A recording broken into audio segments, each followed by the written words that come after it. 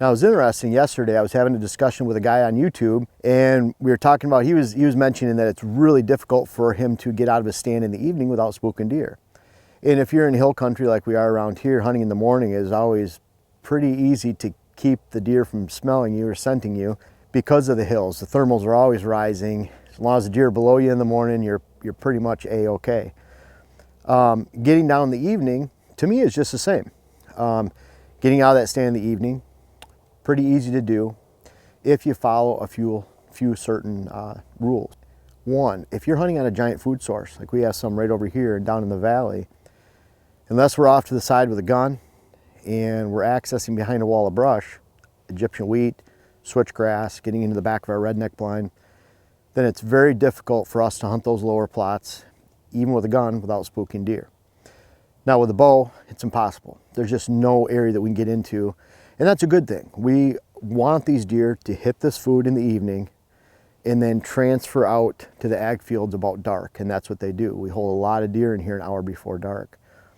For that, and getting those deer to move by and keeping that flow going is one way that you can get out of your stand.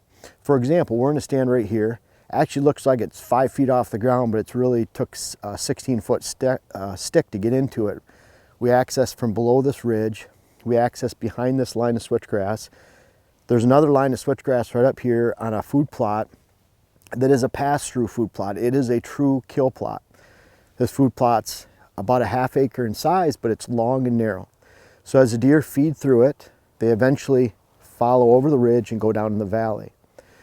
When we're in a stand right here, even though we're hunting on a plot, we can get in and out of this stand very easily because one, if we get in here in the afternoon, the deer aren't here. Two, in the evening, we can watch the deer coming and then leaving. We can get out of here, go down the hill. I mean, literally no noise getting into the family tradition tree stand at all. So zero chance we're gonna spook deer by being noisy.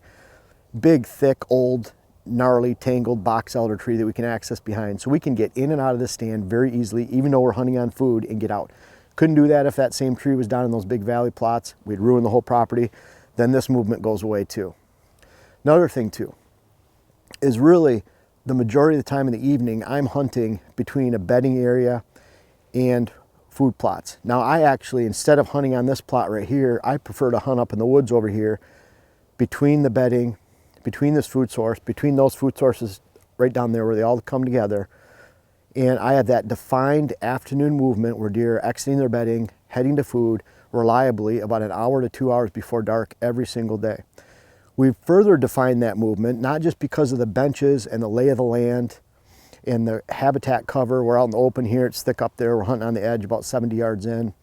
But we've had a water hole, a mock scrape, and then we've cut out logs and debris to define exactly where those deer move through. In fact, up there we have 2 stands, one for winds that we can hunt up top of that movement, one for winds that we can hunt on the bottom of that movement. On the bottom of that movement in the evening when those thermals are dropping, they're exiting out in a field over here, the wind and the scent. So we can hunt that over and over again without spooking deer unless we make some movement in the stand where they notice us. Those deer really don't realize that that's a hunting spot. We can get in and out over and over again, and that's afternoon hunting. Very defined, because we know when we go into that stand at 2 o'clock in the afternoon, we're probably not going to bump any deer. We haven't created any bedding there. There's no reason for deer to be there unless they're there early. And very reliable to get in and out of the stand in the evening to hunt. In the morning when you go out, are they on food? Are they in between? Or are they in the bedding areas? If it's a full moon, a lot of times those deer are already in their bedding areas. They've had a big, safe, social night, high activity night. They're probably in their bedding areas at daybreak when you go into your stand. Chance of spooking deer. If it's windy, rainy, they might be in their beds already when you go in. If it's a nice, calm, dark evening, maybe they're out in the food. But really, you just don't know. Whereas in the evening, all those deer are heading towards food.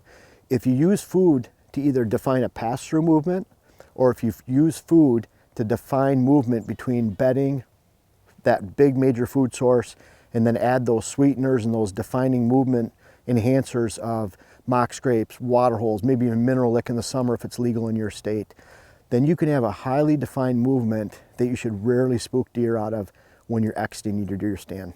I've tried the howling like a coyote, barking like a dog. I've thrown my arrow down to try to make some noise, and really it all boils down to if you have that stand location in the right spot to watch pass-through afternoon movement, you really don't have to worry about acting a little silly.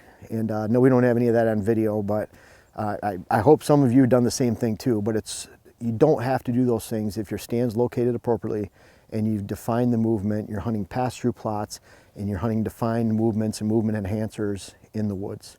Try that. Very easy to get in and out of your stands, and you should rarely spook deer. Doesn't matter if it's morning, evening, and good luck this fall.